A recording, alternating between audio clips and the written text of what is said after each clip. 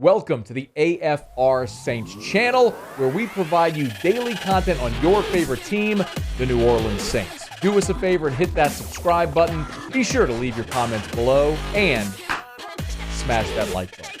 Who dat? Let me start, before we get into Saints-Falcons, with some big news today. Erik McCoy, the Saints have locked up their center with a long-term deal. Thoughts? Well, it makes a lot of sense, and it follows a pattern that even though they have salary cap issues, they've never been a team that has let the salary cap scare them away from re-signing players that they really care about, and that's why they are always borrowing from the future to keep this core together. And well, obviously, we saw them go a different direction with C.J. Garner-Johnson, who they didn't see as a part of their long-term future. But Erik McCoy is someone that they do, and you know, a young, very literal centerpiece of that offensive line. It would have been hard to replace if they weren't going to get a deal done with him. It looks like a good deal that he earned, but also an affordable one for the Saints. So it feels like a win-win. What do you think about the terms? Yeah, I mean, it's, if I'm doing the math right, close to $12 million a year for the next 5 years, and with salaries just skyrocketing around the league and appearing like they're going to in the near future, that seems like a bargain if he's going to continue to develop at the rate. I actually thought 2 years ago he looked like he was ascending so quickly that, you know, he might have moved himself into a different price range. So hopefully this turns out to be a real bargain for them. But doesn't feel like they had to overpay at all. I don't want to say, you know, he didn't get everything he deserved, but like I said, it feels like both sides should be happy. Yeah, if you look at the average money per year, Ryan Kelly of the Colts got $12.4 a year. So Corey Linsley's at $12.5, Ryan Jensen's at $13, Frank Ragnow's at $13.5, and Jason Kelsey's at $14. So he's right there in the top 5 centers in the NFL as far as, you know, per year compensation, which you got to like, and certainly over the length of that 5 years as well. Yeah, no question. And I mean, salaries are going to go bonkers in the NFL soon. It's going to be the TV deals and the money and how big that cap is going to go up in the coming years. I think it's going to take us. Look what we've already seen with the quarterback position. Yeah, I was just about to say, step right up, Joe Burrow. I mean, it went from, oh wow, the first $30 million quarterback to the first $50 million quarterback. Before you can finish blinking your eyes. So I think we're going to, and receivers obviously were the position that skyrocketed this year. Centers, it'll take a while for centers to get there, but I think I think the average salary at every position is going to be 150% higher than it is now within a couple of years. So anytime you can get a deal like this done, he's probably happy. It's an incredible thought. Saints begin the Dennis Allen era Sunday in Atlanta. Mike, when you come out of everything we've seen, camp, personnel, Final 53, all that sort of stuff, where do you look at this roster right now and say, if they fall short of what their goals are, it's going to be because of that? Well, other than injuries, obviously. When we've talked about how the tight end position,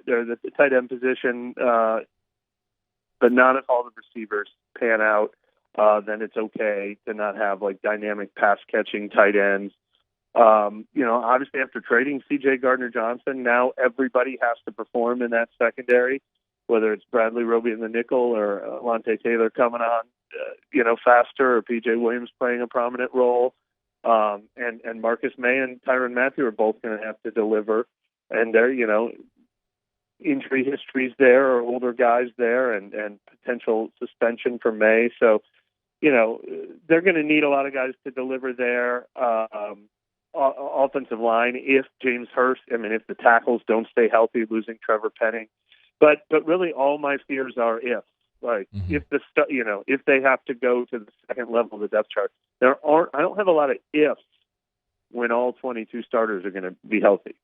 Mike Triplett's with us on Twitter at Mike Triplett. So they go to Atlanta. How healthy do you suggest that Michael Thomas is for this opener? I think pretty healthy. He's looked good in practice. His health was going to be a question mark if he never suffered the hamstring injury. We were already wondering, after missing 2 years of football, how strong is the ankle? But he looked really good in camp. I think it's pretty apparent that they were just being overcautious with the hamstring injury and trying to give him the maximum amount of time. And then he was back on the practice field this week when it really mattered. It doesn't, we only see a small portion of practice at this time of year, but no limitations that I see. So, I think that rust will be an issue. I think, it's only natural after you miss that much time that it stands to reason it will take a while for him to return to feeling, as fast and crisp as he used to.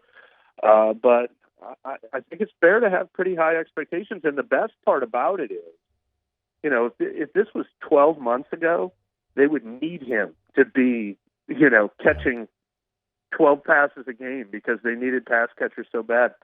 They just need him to be part of the mix this year. He doesn't have to be the one-man solution. So if he is anywhere near what he used to be, that would be icing on top of the cake. If he's just a very, very good, I don't want to put a percentage on it, 80% of what he used to be, or, if the production is 80% of what it used to be, that's all they need with the other guys they've added to the passing game. Mike, I completely agree with that. With this week in Atlanta, is there anything about Atlanta in this game that should be a red flag for New Orleans going to Atlanta?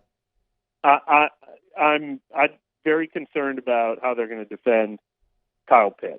Like I said, I like the depth, I like the talent in their secondary, but if Paulson Adebo doesn't play this week, we were just saying this today at practice, they're going to have 4 new starters in those top 5 positions in the secondary.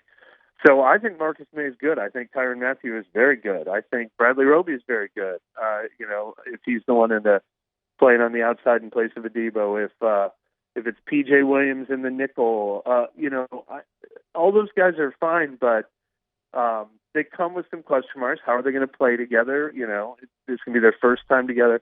And then they have to cover this guy who is just one of the matchup nightmares in the league already in his second year because he's going to line up all over the field. Is he a receiver? Is he a tight end? Is he going to try to get matched up against linebackers or safeties instead of corners? So I'm really curious how they put this new secondary together for the first time and then match up against a guy like that. And then to a certain extent, I'd be worried about, the offense is going to be so different with Marcus Mariota at quarterback, and maybe they'll do some read option stuff. But I don't think just because, they've struggled against that so much with the Eagles in past years that we're going to see the same thing. I mean, I think they'll get him on a couple plays, but I think they'll have a pretty good plan for that overall. Mike, in what material ways do you think we'll notice Sean Payton's absence? I don't know. That's one of the hardest things for me to put my finger on. I mean, whenever we talk about what do you think their record's going to be, how good do you think they're going to be? Are they a playoff team? I always want to say, well, I like the product on the field better this year than last year. I like at every position group almost how much better they're going to be than last year, especially on offense and the health. And I don't know how to quantify is that a 2-game difference not having Sean Payton? Is it a 1-game difference? Is it a 0-game difference? Where does that matter? Does it only matter if a crisis comes up in the middle of the season and he needs to come up with a solution or rally the troops? Does it matter on game day? I mean, it's a really, really fascinating question, and I don't know what to expect. But, I mean, in the short-term thinking, in this Week 1 game, I think it should be a pretty smooth transition. I mean, obviously, we saw Dennis Allen coach as the interim in his place last year, and it was the most impressive win of the whole season. So, and especially with Pete Carmichael being the guy calling the offense, there's basically no transition there. I'm not expecting a drastic difference, but I also don't want to shortchange the guy we're talking about that's not hearing it. That, for me, is a giant question that nobody's talking about. I just keep thinking about.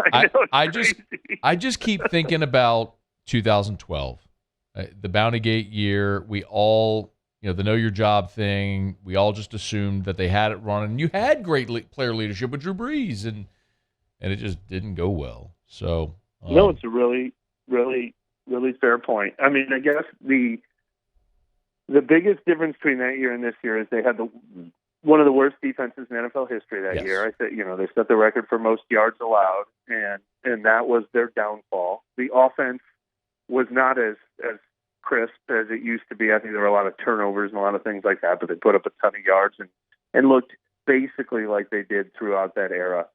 And in this case, this has become a team that relies on its defense even more than its offense. And I think Dennis Allen and Ryan Nielsen and Chris Richard and Michael Hodges have that pretty buttoned down and have a lot of confidence in them.